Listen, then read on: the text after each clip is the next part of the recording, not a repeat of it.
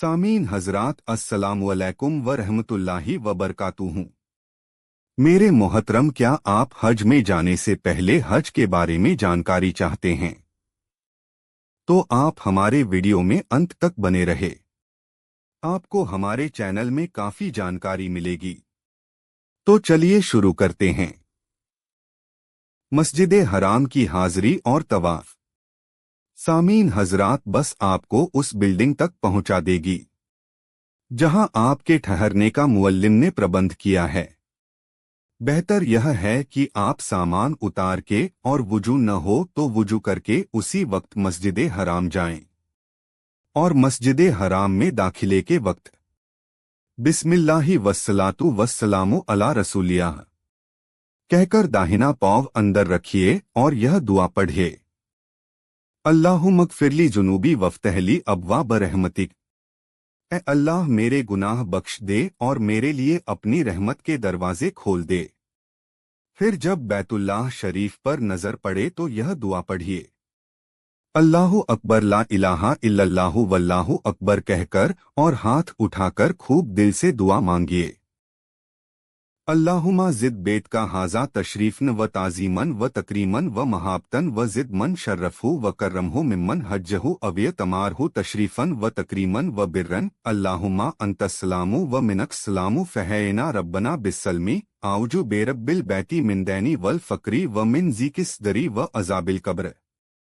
ए अल्लाह, अपने इस मुकद्दस घर की इज्जत व अजमत, शराफत व हैबत में तरक्की फरमा और हज व उम्रा करने वालों में जो इसकी ताजीम व तकरीम करें उनको भी शराफत व अजमत और नेकी अता फरमा। ए अल्लाह, तेरा ही नाम सलाम है और सलामती तेरी ही तरफ से है।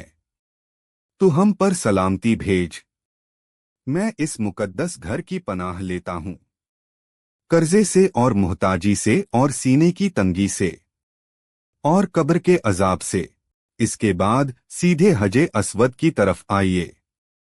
और चूंकि आपको इस तवाफ के बाद उम्रे की सई भी करनी होगी, इसलिए इस्तिबा कर लीजिए, यानी एहराम की ओढ़ने की चादर दाहिने हाथ के नीचे से निकालकर बाएं मूढ़े के ऊपर डाल लीजिए।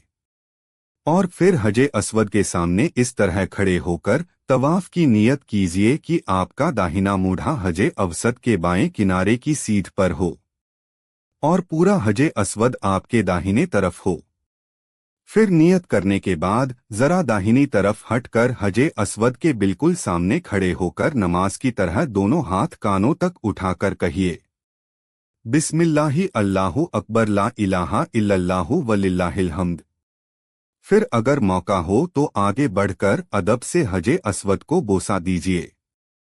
और अगर भीड़ इतनी ज्यादा हो कि उसको बोसा देना या सिर्फ अपना हाथ भी उस तक पहुंचाना आसान न हो तो फिर इशाराए इस्तिलाम एक की पट्टी पर खड़ा होकर दोनों हाथों की हथेलियां हजे अस्वद की तरफ कर दीजिए और यह ख्याल कीजिए कि गोया आपने अपनी हथेलियां हजे अस्वद पर रख दी।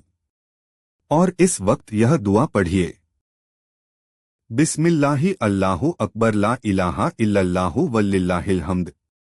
फिर अपने हाथों को चूम लीजिए और तवाफ शुरू कीजिए। एक तवाफ में खानाए काबा के 7 चक्कर लगाए जाते हैं, यानी 7 चक्करों का एक तवाफ होता है। पहले 3 चक्करों में रमल कीजिए, यानी जरा कंधे हिलाकर और अकड़कर करीब करीब कदम डालिए और पहलवानों की तरह किसी कदर तेज चलिए। बाकी 4 चक्करों में अपनी मामूली रफ्तार से चलिए। यह भी याद रखिए कि तलबियह जो एहराम के वक्त से शुरू हुआ था वह उम्र का तवाफ शुरू करने पर खत्म हो जाता है। इसलिए इस तवाफ में और इसके बाद आप तलबियह नहीं पढ़ेंगे। और आप यूट्यूब से देख रहे हैं तो सब्सक्राइब कर लीजिए और फेसबुक से देख रहे हैं तो फॉलो कर लीजिए और लाइक शेयर भी कीजिए। फिर मिलते हैं अगले वीडियो में। खुदा हाफिज।